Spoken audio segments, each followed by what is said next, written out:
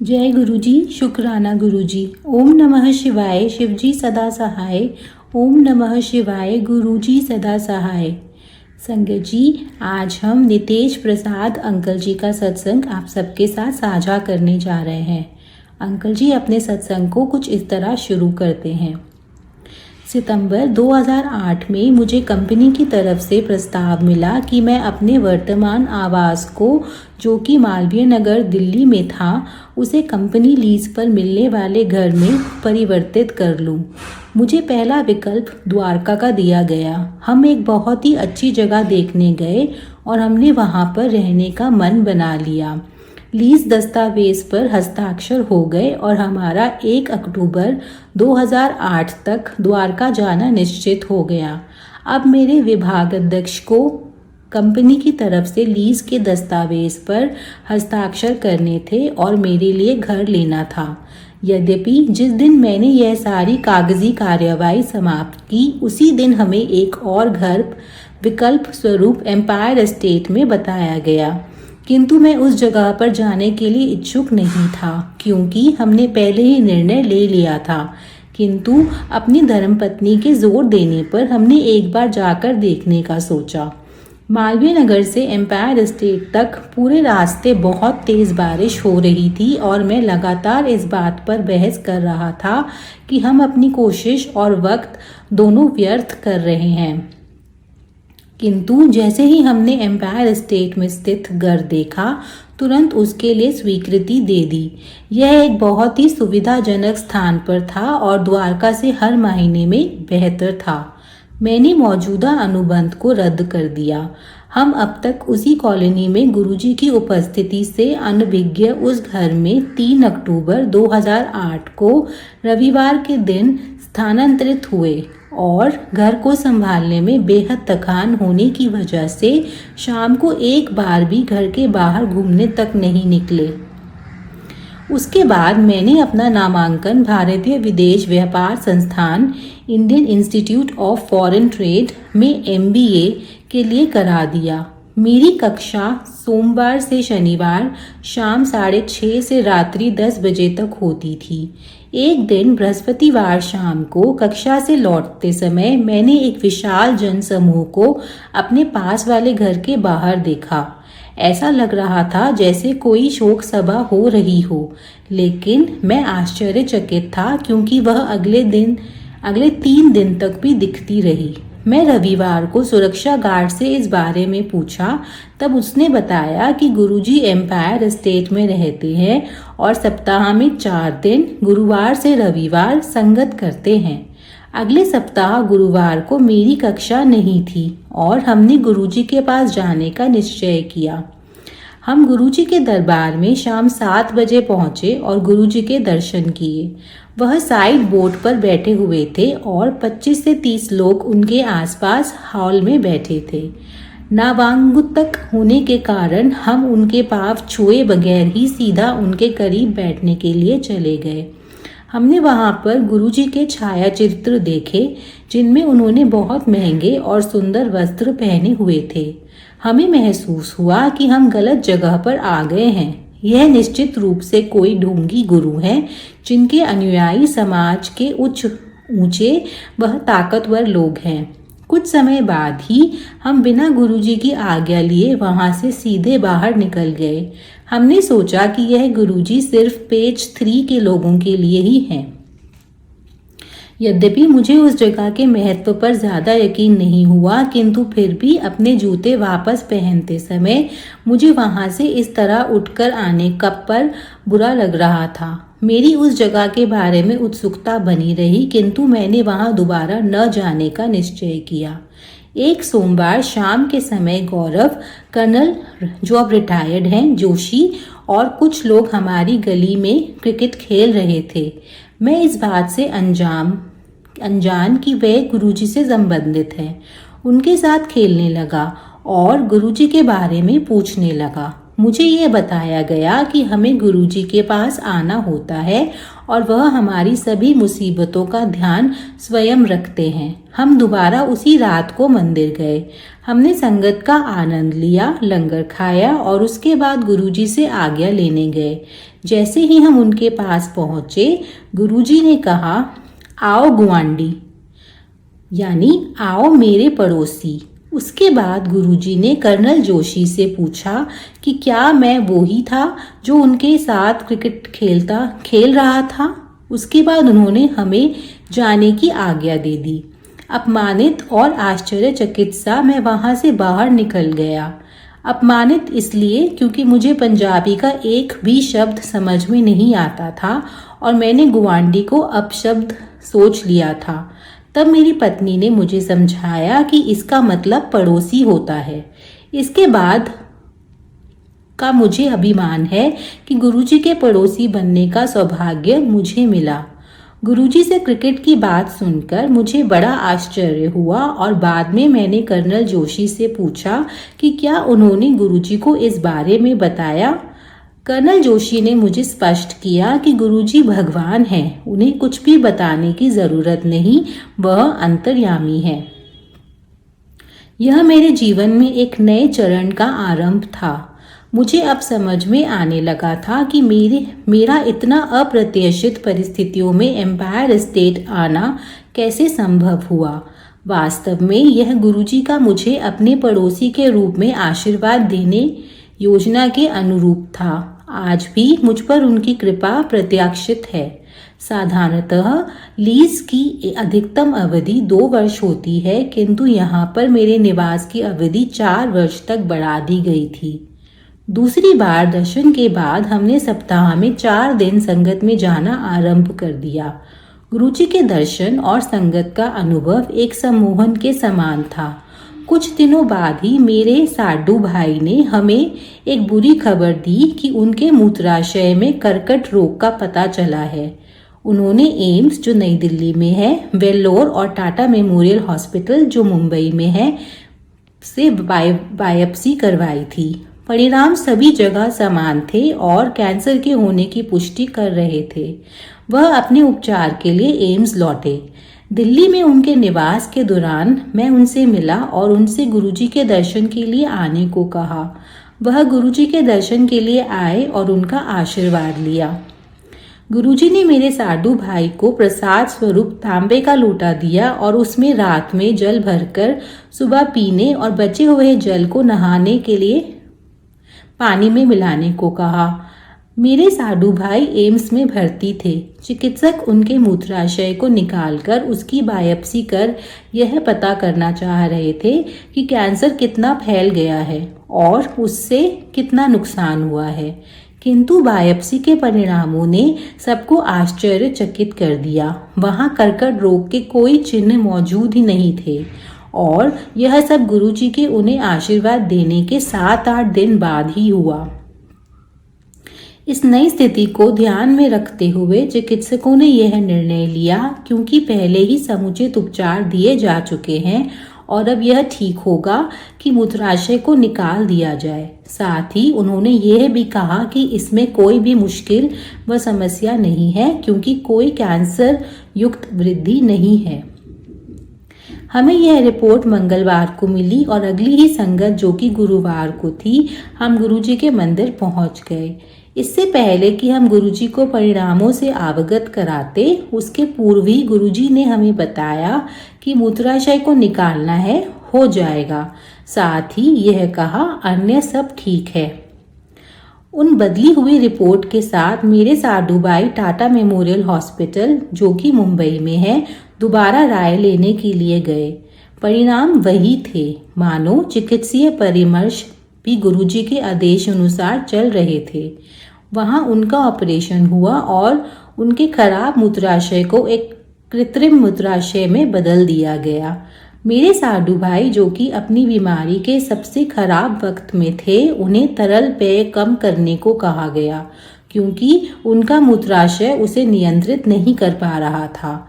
आज वह पूर्णतः स्वस्थ व तंदुरुस्त जीवन व्यतीत कर रहे हैं। यह सब गुरुजी के आशीर्वाद के बिना असंभव था। मई 2005 में महिंद्रा रेनॉल्ट के प्रोजेक्ट में मुझे नासिक पद स्थापित कर दिया गया। मैं गुरुजी के पास गया और यह सोच रहा था कि जब उन्होंने मुझे अपना पड़ोसी चुना है तो मुझे दूर क्यों भेज रहे हैं। मैं भी इसी स्थानांतरण से संतुष्ट नहीं था, क्योंकि मेरी पत्नी दिल्ली में कार्यरत थी और बच्चे भी यहाँ पर स्थिर थे। लेकिन जब मैंने गुरुजी को मेरी नासिक नियुक्ति का उल्लेख किया, उन्होंने कहा, जा ऐश कर नासिक में, और मेरी पत्नी को एम्पायर स्टेट में रहने के निर्देश दिए, मेरे कोल रह कहकर। गुरुजी के आदेश को देखते हुए मैं अगले ही दिन सुबह वापस अपने कार्यालय चला गया। अपने वरिष्ठ को एक ईमेल लिखकर अनुरोध किया कि मेरे परिवार को एम्पायर स्टेट में रहने दिया जाए, और मैंने नासिक में अपने एक घर किराए पर ले लिया। मुझे किसी सकारात्मक प्रतिक्रिया की उम्मीद नहीं थी, फिर भी मैं उत्तर के लिए इंतजार कर रहा था। मेरे लिए यह अत्यंत आश्चर्य की बात है कि हमारे संगठन के इतिहास में पहली बार इस तरह के अनुरोध को अनुमति दी गई थी। यह सब घटनाओं और निर्णयों का संभव होना बिना गुरुजी के मार्गदर्शन के असंभव हो गया होता। सितंबर 2005 में नासिक के लिए जाते वक्त मैंने गुरुजी से कहा कि आप कब मुझे वापस बुलाएंगे। उन्होंने मुझे कहा कि यह 2007 की बैसाखी तक, बैसाखी 13 अप्रैल को है। उन्हें यह शब्द का एक आदेश थे। मार्च 2007 में मुझे नासिक में अपने काम को बंद करने के लिए कहा गया था और अगले महीने के पहले सप्ताह में मुझे वापस भेज दिया गया। इससे मैं गुरुजी की शरण में बड़े मंदिर में बैसाखी समारोह का आनंद ले पाया। नासिक जाते वक्त मैं थोड़ा सा आशंकित था कि मेरी पत्नी और बच्चों को मेरी अनुपस्थिति में किन परिस्थितियों का सामना करना पड़ेगा, लेकिन यहाँ फिर से गुरुजी की कृपा ने मुझे आश्वस्त कर दिया कि वहाँ उन्हें कोई समस्या नहीं हुई और उनका समय अच्छी तरह से व्यतीत होता रहा। गुरुजी की कृपा उनकी महासमाधि के बाद भी स्वतंत्र रूप से प्रवाहित हो रही है। इस तथ्य का प्रमाण दिन प्रतिदिन के अनुभव है, जो कि अपने भक्तों के जीवन की हर छोटी सी बात पर गुरुजी के नियंत्रण का संकेत देते हैं। इसका उदाहरण मेरे मामा हैं। मेरे मामा बोकारो इस्पात संयंत्र में भट्टी के करीब मुख्य इंजीनियर के पद पर कार्यरत थे। उनके फेफड़े पूर्णतः खराब हो गए थे। यह समस्या उनके अनवरत धूम्रपान के कारण और बढ़ गई थी। उन्होंने अपने आप को बोकारो में भी दिखाया, जहां से तुरंत उन्हें एम्स भेज दिया गया। एम्स में उन्हें फोर्टिस हॉस्पिटल में एक विशेषज्ञ को दिखाने की सलाह दी गई, क्योंकि उनकी हालत बहुत गंभीर थी। फोर्टिस में उन्हें कृत्रिम ऑक्सीजन पर डालकर आवश्यक उपकरण के साथ बोकारो वापस भेज दिया गया था। वहां उनकी हालत ज़्यादा खराब हो गई और संक्रमण के बढ़ते स्तर को देखते हुए नवंबर 2007 में उन्हें वापस दिल्ली भेज दिया गया। फोर्टिस हॉस्पिटल में उनके चिकित्सक ने उन्हें तत्काल फेफड़ों को हटाने की सलाह दी। उन्हें ऑपरेशन की जटिलताओं की चेतावनी दी और स्पष्ट रूप से कहा गया कि इस तरह का ऑपरेशन पहले कभी भारत में नहीं हुआ और विश्व में भी इसका सफलता का स्तर 2 से 3% ही है। उनका परिवार इस वजह से बहुत परेशान था। ऑपरेशन के ठीक पहले मैंने अपनी मामी को गुरुजी के मंदिर आने के लिए कहा। मैंने उनसे कहा कि केवल गुरुजी ही मामा की रक्षा कर सकते हैं। हम छोटे मंदिर गए और गुरुजी की गद्दी के सामने बैठकर उनकी दया और कृपा के लिए प्रार्थना करने लगे। मंदिर आते समय मेरी मामी की आंखों में आंसू थे और वह मेरे मामा की जीवन वृद्धि कराने के लिए हमसे आग्रह करने लगी। मैंने उन्हें विश्वास दिलाया कि वह सही जगह पर पहुंच गई हैं और उनके पति अब कोई तकलीफ नहीं पाएंगे। साथ ही मैं गुरुजी से भी प्रार्थना कर रहा था कि वह मेरे मामा को आशीर्वाद दें और मेरे विश्वास को बनाए रखें। मामा का ऑपरेशन सफल रहा। क्षतिग्रस्त फेफड़ों को निकाल दिया गया था और अन्य फेफड़ों का संक्रमण भी हटा चुका था। उन्हें आईसीयू में भेज दिया गया और शीघ्र ही एक वार्ड में स्थानांतरित कर दिया गया। उनकी प्रगति असाधारण थी और चिकित्सकों को उम्मीद थी कि वह जनवरी 2008 तक घर वापस आ जाएंगे। गुरुजी के आशीर्वाद ने हमारे जीवन और उसके प्रति हमारे दृष्टिकोण को पूर्ण रूप से बदल दिया है। गुरुजी हमेशा हम सभी को अपनी दिव्य शरण में रखें। जय गुरुजी। यहीं पर अंकल नितेश प्रसाद जी अंकल जी ने अपने सत्संग को पूर्ण किया है। जय गुरुजी। शुक्राना गुरुजी। ओम नमः शिवाय। शिवजी सदा सहाय। ओम नमः शिवाय। गुरुजी सदा सहाय। प्रणाम संगत जी। ये मेरा एक और शुक्राना सत्संग है और मैं अपना नाम गुप्त रखना चाहूंगी। आज एक बहुत इंपॉर्टेंट डे है गुरुजी के लिए, लेकिन आज पता नहीं क्यों मैं गुरुजी से कनेक्ट नहीं हो पा रही थी पूरे दिन और मैंने बहुत प्रयास किया। ज्योत जला पाई, ये बड़ी बात है। आज पता नहीं कैसे इधर उधर कॉल्स आ रहे थे और मैं थोड़ा सा मेरे से माइंड डाइवर्ट हो रहा था और मैं बातों में लग गई, इधर उधर की बातों में। आज इम्पोर्टेंट ही था, गुरुजी ने इतना किया कि घर पूरा साफ कराया, पूरी घर साफ हो पाया, इसके लिए गुरुजी का अंतम शुक्राना। और मुझे जो एक अपॉर्चुनिटी दिखाई दे रही है वो भी गुरुजी की कृपा से आ रही है, उसके लिए गुरुजी का अंतम शुक्राना। उसके बारे में अभी मैं बताना नहीं चाहूंगी क्योंकि वो वही टाइप की चीज़ है जो मैं चाह रही थी। तो गुरुजी अगर चाहेंगे तो वो सब होगा, अगर मेरे लिए बना है। मैं पहले से बोलना नहीं चाहती क्योंकि जब पूरा हो जाएगा तो मैं आप लोगों से ज़रूर शेयर करूंगी। ये सब जो है गुरुजी की प्लानिंग है। जो गुरुजी करते हैं बहुत अच्छा करते हैं। उन्होंने मुझे जो मेरा पूरा पूरा महीना निकला उसमें मुझे बहुत ज़्यादा स्ट्रेस हुआ था और घर का माहौल भी थोड़ा सा बहुत ज़्यादा ही स्ट्रेसफुल था। मुझे नहीं पता ऐसा क्यों था, पर शायद मेरे को, जब हम कोई सही रास्ते पर नहीं जा रहे होते हैं तो पीछे से आवाज़ आ रही होती है। हमारे मन की आवाज़ भी हमें सुननी चाहिए। अगर हम किसी डायरेक्शन में जा रहे हैं और कोई चीज़ें सही नहीं है तो हमें उनको, गुरुजी ही उसको सही कराते हैं।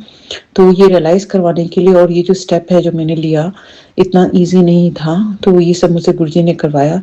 और अब उसके बारे में मुझे भय भी आता है, एंजाइटी भी होती है कभी, तो वो नहीं होनी चाहिए। मैं जानती हूँ कि गुरुजी का प्लान है, मुझे कंप्लीटली सरेंडर करना चाहिए। जब गुरुजी ने अभी तक मुझे संभाला है और हर बुरी से बुरी प्रॉब्लम से बचाया, तो गुरुजी अब क्यों नहीं करेंगे? गुरुजी अभी भी बचाएंगे। बस हमें अपने कर्म सही रखने हैं। कई बार मुझसे माड़े कर्म हो जाते हैं, इसका मुझे खेद है। और गुरुजी कहते हैं अपने बेटे को बिल्कुल भी, मतलब उसको, मेरा बेटा है, मैं इसको देखूंगा, तुमको देखने की बिल्कुल जरूरत नहीं है। तो ऐसा हो नहीं पाता मुझसे क्योंकि मेरे को लगता है कि थोड़ा बहुत ध्यान दे पढ़ाई की ओर, और ये तो इस टाइप की चीजें होती हैं, तो वो मैं पूरा छोड़ नहीं पाती हूँ। और मैं ये भी जानती हूँ कि मैं काम में ज़्यादा लग जाती हूँ क्योंकि काम तो मेरे पास बहुत ज़्यादा होता है, तो वो भी ठीक नहीं है। लेकिन ऐसा भी नहीं कर सकती कि मैं बिल्कुल भी काम की तरफ फोकस ना करूँ, क्योंकि कमाना भी ज़रूरी है। ऐसा नहीं कहूँगी कि क्योंकि लाइफ में पैसा भी ज़रूरी होता है। हमें नहीं पता कब कौन सी स्थिति आ जाए लाइफ में। तो जो एक सोर्स ऑफ इनकम जो है, फ्लो ऑफ इनकम है, वो गुरुजी की कृपा से होता है, लक्ष्मी जी माता की कृपा से होते हैं।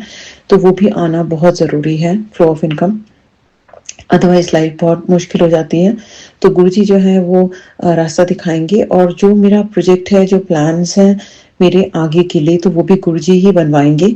और वो सब कैसे होगा मुझे नहीं पता। आज मैंने कुछ उसमें इनिशिएटिव लिया, इसकी मुझे खुशी है कि मैं उस डायरेक्शन में थोड़ा सा आगे बढ़ी हूँ। लेकिन जैसे कहते हैं कि एक जॉब जो होता है वो जॉब ही होती है। आप अपना कुछ भी स्टार्ट करें, जब तक कि वो पूरी तरीके से स्टार्ट ना हो जाए, तो आप ऐसे नहीं कर सकते कि आप अप्लाई ना करें कहीं और आप एकदम से खाली हो जाएं, तो वो भी ठीक नहीं है। तो गुरुजी मुझे मार्गदर्शन करेंगे और जो भी मुझे रास्ता दिखाएंगे वो मैं करूंगी। पर जैसा कि मैंने कहा, गुरुजी मुझे बुलाएंगे बड़े मंदिर, तो गुरुजी की मर्जी से होगा वो सब, और मैं जाऊंगी। और जैसे कहते हैं हमारे पेरेंट्स ओल्ड हो रहे हैं, तो हमें कहीं ना कहीं अंदर से एक आवाज़ आती है कि हमें उनके पास जाना चाहिए। और खाली पेरेंट्स नहीं, हमारे जितने भी रिलेटिव्स हैं उन सबसे भी मिल लेना चाहिए, कहीं ऐसा ना हो कि बहुत देर हो जाए और फिर हम रिग्रेट करें कि हमने ऐसा क्यों किया। चाहे जैसे भी रिलेटिव्स हैं वो हमारे अपने होते हैं और कहीं ना कुछ कंट्रीब्यूशन उन्होंने भी हमारी लाइफ में किया है। हमारे कर्म भी कटवाए हैं, हमारे साथ अच्छा भी किया है, बुरा भी किया है, सब कुछ होता है। लेकिन कहीं ना कहीं उनका रोल है और उनको एकदम से कट कर देना अपनी ज़िंदगी से ही सही नहीं है। क्योंकि जो भी व्यक्ति हमारी लाइफ में आते हैं वो हमें कोई कार्मिक लेसन्स के लिए आते हैं और हमें कुछ ना कुछ सिखाते हैं। कुछ रिलेटिव्स बहुत प्यार करते हैं, अनकंडीशनल लव देते हैं, और अगर हम उनका उस लव की कद्र ना कर पाए तो वो भी गलत है। क्योंकि अगर आपको प्यार मिल रहा है कहीं से भी, तो वो आपको यूनिवर्स दे रहा है, वो आपको भगवान दे रहे हैं। तो आपको अपने को सौभाग्यशाली समझना चाहिए कि आप इतने लोगों की टच में हैं और लोग आपको, आपके इतने रिलेटिव्स हैं जो भी आपके लिए हैं, जो आपके लिए सोचते हैं। हमें किसी के लिए नकारात्मक भाव नहीं रखना चाहिए और कभी भी घमंड तो करना ही नहीं चाहिए, कितना भी हम आगे बढ़ जाए लाइफ में। हमें हमेशा दूसरों के काम आना चाहिए। कई बार हम रियलाइज़ नहीं करते, एक होड़ में दौड़ते जाते हैं और कई बार हम इतना थक जाते हैं कि हमारे पास टाइम ही नहीं होता हम किसी को दें, वो समझ में आता है। लेकिन फिर भी हमें जो है दूसरों के लिए अच्छी भावना रखनी चाहिए। जिसने जो किया वो उसके कर्म है, उसको उसके लिए मिलेगा जो भगवान देंगे। लेकिन हमें जो है अच्छी भावना रखनी चाहिए और उनसे जब भी हो सके हर एक का हाल-चाल लेना चाहिए। ऐसा नहीं कि हम सबसे कट ऑफ हो जाएँ, क्योंकि हम अकेले ही आए हैं, अकेले जाएँगे ये तो है। लेकिन ये सब जो भी लोग हमारी लाइफ में आते हैं, जैसे मैंने कहा कि ये जो है वो सब हमें कार्मिक लेसन्स सिखाते हैं और हमारी जो ग्रोथ है, हम आज जो बने हैं उसमें उनका रोल है ही, इसमें कोई शक नहीं है। तो गुरुजी हमें सद्बुद्धि दें, हमें सही मार्ग दिखाएं। कई बार गुरुजी हमको बहुत लोगों से कट करते हैं, तो इसमें भी गुरुजी की मर्जी होती है। अगर वो हमें बार बार कहीं से कट कर रहे हैं तो हमें बिल्कुल कोशिश नहीं करनी चाहिए उस डायरेक्शन में भागने के लिए या ऐसे करने के लिए कोई हमें पूछे, हमें बिल्कुल नहीं, हमें छोड़ देना चाहिए और बिल्कुल नीवा होकर के चलना चाहिए। क्योंकि कई जब हम सही रास्ते पे नहीं जाते हैं तो हमें हेल्थ इश्यूज के थ्रू गुरुजी हमें कुछ ऐसा इंडिकेशन देते हैं और हमें उस सिचुएशन से बाहर निकाल लेते हैं। तो शायद ऐसा ही हो रहा था मेरे साथ। लेकिन फिर भी गुरुजी की बहुत-बहुत कृपा है कि जो कुछ भी है गुरुजी ने स्मूथली कर दिया है और होपफुली सब कुछ ठीक हो जाएगा और जो भी मेरा पीरियड है वो सब स्मूथली निकलेगा। तो गुरुजी की कृपा है उसके लिए और गुरुजी का मैं अनंत दिल से शुक्राना करती हूँ। मैं जो मेरे पास लाइफ में जो भी प्रोटेक्शन दे रहे हैं, लाइफ में गुरुजी जो भी उन्हें अब तक मुझे जो कुछ भी दिया उसके लिए गुरुजी का अनंतम शुक्राना। सब कुछ के लिए शुक्राना, दिल से शुक्राना, क्योंकि गुरुजी ने वाकई में बहुत कुछ दिया है और बस यही है कि मुझे लगता है कि मैं औरों को भी दे पाऊँ, इतना मुझे सक्षम बनाए गुरुजी, और ये गुरुजी की मर्जी के बिना नहीं हो सकता है। और जो शुक्राना भी देने की सेवा करवा रहे हैं गुरुजी मुझसे, तो उसके लिए गुरुजी का अनंत शुक्राना। मुझे नहीं पता, मैं इस प्लेटफॉर्म पे शेयर करती हूँ और ये गुरुजी की मर्जी है, क्योंकि कई बार होता है हम लोग लाइन फेथ के साथ चलते हैं।